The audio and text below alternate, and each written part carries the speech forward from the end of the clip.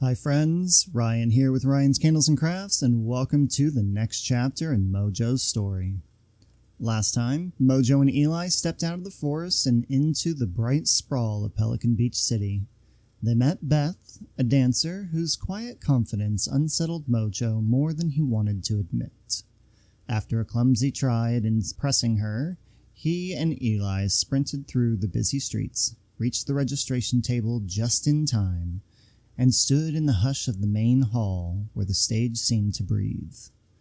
The lights were real, the judge's table was real, and for a moment Mojo almost lost his balance to old doubts, until Eli's steady voice brought him back. Now, the real test will begin. Before we get started, if you're enjoying Mojo's journey and the story, go ahead and hit that subscribe button and the notification bell so you get notified on when we upload videos and you won't miss out on the next chapter. Be sure to give a comment below and let me know what you think of the story so far. To help support the channel, you can go to our Patreon page, linked down below in the description, and help create our stories if you're interested or show your support in other ways on Patreon. Outside of Patreon, you can help the channel by clicking on the link for PayPal down below and give a tip. There is also a link down below for the Diamond Art Club affiliate link that I have with them. If you are new to Diamond Art Club and need to do your first purchase, go ahead and click on that link below. You'll get a little bit of a discount and you help the channel out too. Thank you all so much for your support on a day-to-day basis. Now let's get started. Chapter 5. The Championship. The sun climbed slowly over Cliffside Village, taking the chill off the cobblestones and laying a thin shine on the slate rooftops. Cafe Perched breathed out warm steam and the bright citrus sweet of Sunrise Brew. Miss Brindle moved behind the counter, wiping, measuring, listening. Next door, Mr. Tallow's ovens were already in full operation and you could smell the fresh bread coming through the walls. Jojo sat by the window with his usual cup, both wings around the warm cup of coffee. He unfolded the village paper and skimmed the headlines, the tide tables, a harvest notice, an ad for new thatch. Then a headline tugged his eyes wide. Pelican Beach City Regional Dance Championships, starting today. "That's where Mojo went," he said quietly but excited under his breath as to try not to draw attention to the excitement. Miss Brindle arrived with a cloth-wrapped cup that curled steam through the air. "Judge's delivery," she said, setting it down gently. "Pelican Beach City. You'll make good time if you leave now." "How did you—" Jojo trailed off and then blinked. "A judge?" She tucked a small receipt under the cloth. "Hot and on time. And if you see a certain blue and yellow dancer on a certain stage, tell him the village is very proud of every time one of us gets brave." Jojo's smile lifted without effort. "I will." The cafe doors swung and Mr. Tallow bustled in with flour on his forearms. "Who's bound for the city this early?" he called, peering at the parcel. He spotted Jojo and beamed. "You again. Where's the bubble?" "Gone," Jojo laughed. Tallow's face lit. "Excellent. The right sort of magic then." He reached into the crook of his elbow and lifted a small paper bag. "Poppy seed bread, still warm. Good for the miles and the nerves both." He pressed it into Jojo's claws. "On the house, but only if you bring back a story." "I will," Jojo promised. At the village gate he paused, as he always did, touched the arch, and tucked a small feather into the old iron loop. The last time he'd done this, the path had felt so large. Today, the path felt like a friend he knew well. He set out toward the city with the Sunrise Brew cradled in his satchel and the poppy seed bread warm against his side. In Pelican Beach City's warm-up hall, Mojo paced a slow circle and counted under his breath. Right step, left step, wings up, feathers out, low, tall, spin, land. He rehearsed so quietly that only the rhythm of his claws and the small click of his beak on a few numbers marked the time. The number card on his back tugged a little when he turned. He fought the urge to adjust it. Eli stood beneath a tangle of beams and trusses, head tilted, glasses flashing points of light. "That cross beam," he whispered. "It's the exact width of a dream. If I were a different bird, in a different mood, I'd climb. But we like staying in the building we enter. Yes, we do." His plumes bobbed. "Still, imagine." Voices mixed in the hall.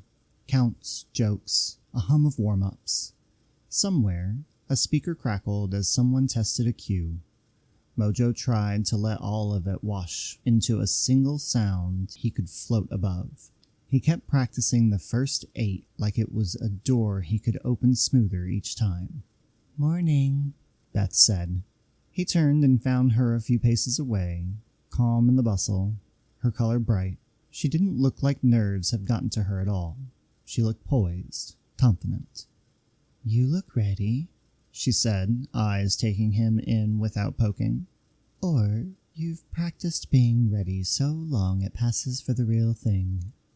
Mojo's chin lifted. "Ready is easy," he said lightly. "Winning is easier." "Is it?" Beth's beak tilted. "You carry your confidence like a costume. It'll read from a distance, but when you're close," she tapped her chest. "Here, it's tight." He laughed, a little too quick. "I'll breathe later, after the medal." "Careful," she said, still kind. "Breathing is part of dancing. So is listening." She nodded toward the floor under her claws. "To yourself, to the room." He didn't answer. The words brushed past him like a stiff wind. "I'm fine," he said. "I've got this." Beth didn't push. "All right." She looked toward the stage doors. "Just remember, the floor does not care who you're trying to prove wrong. It only cares what you bring to it." A heat moved under Mojo's feathers, recognition admitting itself and then retreating. For a breath, he wondered if he had rehearsed the wrong thing, if he had polished only the outside. "Maybe I'm not ready," a small voice said, surprising him with how calm it sounded. Then pride leaned in and with one hand on his shoulder. "You are. You've done the work. Don't let someone write your story." He straightened and smiled. "I'll show you after they hand me the ticket to the next round." Beth's eyes were patient. "I'll be here either way." She walked off, and Eli drifted into the space she had left. "She's not wrong," he said softly, fast words slowed for once. "But also, she's not you. Your steps are yours." Mojo flexed his claws, stared at the taped corner, and breathed in until the tightness loosened half a notch. "My steps are mine," he repeated. The loudspeaker crackled. "Contemporary division, line up please. Performances begin in 1 hour." The line formed along the corridor. Numbers, feathers, a whole river of nerves smoothed into motion. Mojo joined in. He let his eyes trace the hall, the doors, the hint of light. A small body threaded through a gap near the judge's table, moving with a pace he recognized even before he recognized the bird. He blinked. No. Then he saw the satchel, the careful way it was carried. "Jojo?" he whispered, and the whisper turned into a shout before he could even stop it. "Jojo!" He slipped out of line. His jog turned into a sprint, and nearly slid into his friend. Jojo spun, startled, and then laughed as Mojo enveloped him in a hug that lifted both of Jojo's feet. "You're," Jojo wheezed, "crushing me." Mojo set him down and grinned wide enough to make the nerves so quiet for a moment. "You came." "Miss Brindle's orders," Jojo said, lifting the wrapped cup. "Delivery for a judge." He lifted the paper bag. "And Mr. Tallow's orders. Poppy seed bread for the road." "My little friend on a big mission," Mojo said, proud like he had any part of planning it. "All in a day's work," Jojo answered, a little taller than when Mojo had last seen him. Eli arrived mid-sprint, words already outpacing his step. Mojo, you let the line. What were you doing? He stopped, eyes going round. You, Cliffbird, Bubblebird, Rainbird, where's your bubble? Jojo blinked, then laughed. Gone. Good to see you, Eli. You two together? Friends, Eli said quickly. Coyote defeated. Balance maintained. Circus later, maybe. Mojo glanced at the line. I have to get back. He squeezed Jojo's shoulder. Watch me? Wouldn't miss it, Jojo said. Eli pointed toward the seating. Come with me, Coffee Bird with no bubble. Best views up there. They disappeared into the stands while Mojo slid back into place, heart lighter and heavier at once. One by one, dancers went out, met the lights, and brought back a little less fear when they returned. Some moved like they had built their bodies for this day. Some moved like they were writing a letter that they would never send. The audience sounded like a tide, sometimes close, sometimes far. Next up, the announcer said. Mojo of Dune Peak Village. He stepped into the wings. He breathed once for Beth, once for Eli, once for Jojo, and finally once for himself. You've trained. You know the first 8 even when you're asleep. You know where the floor wants you. Start there, then grow, he told himself. He walked to his mark. The judges watched, pens quiet above their paper. He didn't look at them again. The air held still. Then the first bar uncoiled from the speakers. Steady pulse, a line he knew how to catch. Right step, left step, wings up, feathers out, drop low to find the ground. Rise tall, turn, not for show, but to change how the space faces you. He landed the first phrase with a kind of certainty. He traveled diagonally, letting each count move him further than the last. His wings drew clean angles without flutter. His feet said yes each time they met the floor. At the corner, he checked, changed, and came back along a new line, carving a pattern he had practiced until it lived in his legs. The second phrase asked for speed. He gave it.